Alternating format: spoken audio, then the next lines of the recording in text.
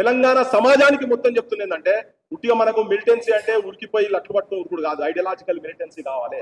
ఎవరికైనా భయపట్టోడు ఎవరు లేడు. నేను కూడా చెప్తున్నాను, అరే నువ్వు అడవాడు నాకు చెప్పిండు శ్యామ్ మీద ఏదో మాట్లాడితే నేను రియాక్ట్ అయినా. శ్యామ్ అరే శ్యామ్ కూడా భయ్, శ్యామ్ అంటే తెలంగాణ అస్తిత్వం. మా ఊళ్ళో కూడా మాట్లాడిండి, ఇక్కడ గురించి మాట్లాడినారు. సంస్థ అంటే ఎట్లా చంపుతావు? నాకు రిపోర్టర్ చెప్పినాడు, ఆడెవడాడు ఎమ్మెల్యే అంటాడు, తలవారు పట్టి ఇట్లా తిప్పిండాడు. అరే నాయన మేము తుపాకులు బాంబులతో ఆడుకున్న వాళ్ళం రా భయ్ మా తెలంగాణ పల్లెల్లో. అరే నువ్వు మాకారా నాయన పాఠాలు నేర్పించేది, మాకు దమ్ములేడే కాదు. ఇవాళ అనుకుంటే మొత్తం తెలంగాణ నిజంగా అనుకుంటే పగలబడతాయి, కానీ అనుకుంటలేము మనం.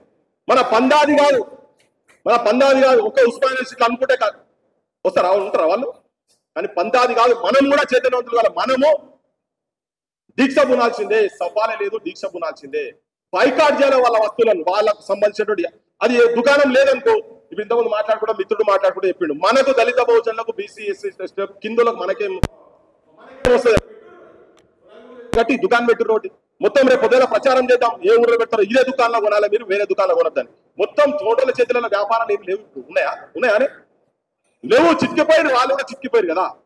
సో ఈ ప్రచారం తీసుకుపోవాల్సిన అవసరం మన చేత మన మీద ఉన్నది, మన భుజాల మీద ఉన్నది. ఉట్టిగా మనం మాట్లాడతాము. ఇప్పుడు నాతో మొన్న అన్నాడు ఆయన, అరే ఏమైంది 10 రోజులు మాట్లాడారు మళ్ళీ ఎందుకు చల్లబడ్డట్టు ఉంది కదా అని. అరే చెప్తున్నాం, తెలంగాణ సమాజానికి చల్లబడేది కాదు. రే పొద్దుగాల ఇయ్యాల ఎవరెవరైతే ఇప్పుడు వాళ్ళ ఎంగిలి మెతుకులు ఎవరైతే తింటుండో రాజకీయ పార్టీలు, రాజకీయ నాయకులు ఎవరెవరైతే ఉన్నారో త్వరగా తెలంగాణ జనానికి ఎక్స్పోజ్ అయింది. ఆల్ పొలిటికల్ పార్టీస్ ఎక్స్పోజ్ అయినాయి. వాళ్ళందరూ రేపు పొద్దుగాల తెలంగాణ వ్యాపార హక్కుల చట్టం వాళ్ళ మేనిఫెస్టోలలో పెడతారు, పెట్టే స్థాయి తీసుకొస్తాం. ఒకవేళ అది జరగకపోతే ఒక ప్రత్యామ్నాయం ఇక్కడ నుంచే పుడుతుంది, సమస్యనే లేదు. సో అది అయ్యే వరకు ఏది ఆగేది లేదు, ఎవరి గొంతులు ఆగేది లేదు. తెలంగాణలో కూడా చాలా సమస్యలు ఉన్నాయి కాబట్టి ఇవాళ యూరియా గురించి తెలంగాణ అల్లాడుతున్నది, పల్లెలలో పోతే అల్లాడుతున్నది. ఆ సమస్యలు కూడా ఉన్నాయి, డిఫరెంట్ సమస్యలు అయిపోతాం. కానీ ఇది కూడా కొన్ని నిర్దిష్టంగా ప్రణాళికబద్ధంగా వ్యక్తుల సెంట్రిక్ కాకుండా ఇష్యూ సెంట్రిక్ పోయి కింది దాకా మనం చేయాల్సిన బాధ్యత మనం ఇది ఉన్నది. కాబట్టి ఇది ఒక ఐడియాలజికల్ మిలిటెన్సీ వైపు పోవాలని చెప్పి నా వ్యక్తిగత అభిప్రాయంగా నేను చెప్పదలుచుకున్నా. ఉస్మానియా కూడా చెప్పదలుచుకున్నా. మీరు కూడా హాస్టల్ మేము తిరిగినాం. హాస్టల్ రూమ్ అవసరమైతే పోయి ఎడ్యుకేట్ చేయాల్సిన అవసరం ఉన్నది. మనోళ్ళని తయారు చేయాలి. ఈ యూనివర్సిటీకి వెళ్ళి తయారైతే పల్లెల్లో ప్రతి ఒక్కొక్క పల్లెలో మనోళ్ళు ఉంటారు కదా, వీళ్ళతో పల్లెల్లో పోయి క్లాసెస్ పెట్టి ట్రైన్ చేయాలి. ఒక 6 నెలల్లో దీన్ని రూపురేఖలు మొత్తం మార్చి పడేసాలి అనివార్యంగా. ఏ రాజకీయ పార్టీ అయినా కానీ ఇప్పటికి చాలా మటుకు చెప్పినాం. ఈ రోహింగ్యాల ముచ్చటాలు సొల్లు ముచ్చట్లు చెప్తారు కదా. అయితే ఇంకోటి వాళ్ళకి బీజేపీలో తలకాలేదు అర్థమైతే అంటే వాళ్ళ బేసే వాళ్ళు కూడా ఇక్కడ బీజేపీ అంటే ఎవరే? కోటోళ్ళు, విశ్వకర్మలు, వాళ్ళే బీజేపీ వాళ్ళు. అంటే ఇప్పుడు వాళ్ళ నోట్లో పట్టి కొడుతున్నారు నాయన. మీ బతుకులకు మన్ను కొడతారు వాళ్ళు. చూడు గారు పొద్దుగాల ఎలక్షన్లలో వాళ్ళకి అంత అర్థమైపోయింది. మేము ఇన్ని రోజులు అట్టుంటే ఏమన్నా తప్పు చెప్తున్నారా? ఒక్కొక్కరు కడుపు కాలుతున్నది. RSS వాళ్ళు ఫోన్లు చేస్తున్నారు నాకు. మా వాళ్ళు చిల్లర గాళ్ళు ఒకటిక్కడ మీ మీద మాట్లాడుతున్నారు అక్కడిక్కడ. కానీ నేను అన్న మరి ఇప్పుడు విఠల్ చెప్పిందే నేను చెప్పిన మొన్న, అరే రోహింగ్యా అంటే రారబోయి నాకు తుపాకి విఠల్ అన్న సైన్యం అంటాడు. సైన్యం లేదు, ఒకటి నువ్వు రా, నేను కొడతాను, నువ్వు పక్కకు నేను కొట్టి పారేస్తాను చెప్పాను. మాకు ఆ దమ్ము నేను కొట్టేస్తాను, చంపి పడేస్తాం. దేశానికి వ్యతిరేకంగా కూడా ఉంటే మీకన్నా ఎక్కువ దేశభక్తులు ఆయన. మీరు అది చెప్పి మీరు ఓట్లు వేసుకుంటున్నారు. మేము అట్లా కాదు దేశభక్తులు. ఆడిపోదాం, కొట్లాడదాం పరాగులు గుట్కాలు మిగిలినంత ఈజీ కాదు నాయన. ఉట్టి డైలాగులు కొట్టి మైకులు పట్టుకొని బయటికి రాని మాట్లాడరు. ఎవరెందుకు వస్తలేని మరి ఇప్పుడు చెప్పి వారం 10 రోజులు అయింది.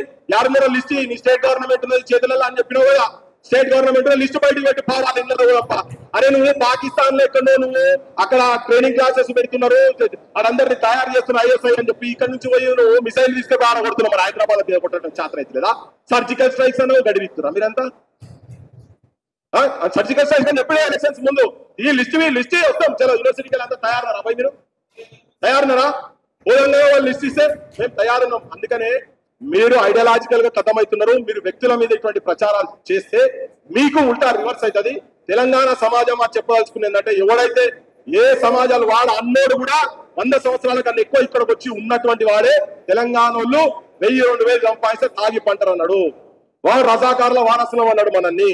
వాడు ఉంచింది తింటారు, ఉచ్చబోసే తాగుతారు అన్నాడు. మనకు నిజంగా తెలంగాణ పౌరుషమే కనుకుంటే ఇప్పటి నుంచే బైకాట్ చేసి పడేద్దామని చెప్పి కాల్ ఇవ్వదలుచుకున్నా. హింసాయుతం కాదు, అవసరం లేదు. ఐడియాలజికల్ మిలిటెన్స్ యావత్ తెలంగాణను జాగృతం చేద్దాం. వాస్తవం కూడా ఈ వ్యాపారం అనేది అప్పుడు లేదు కదా.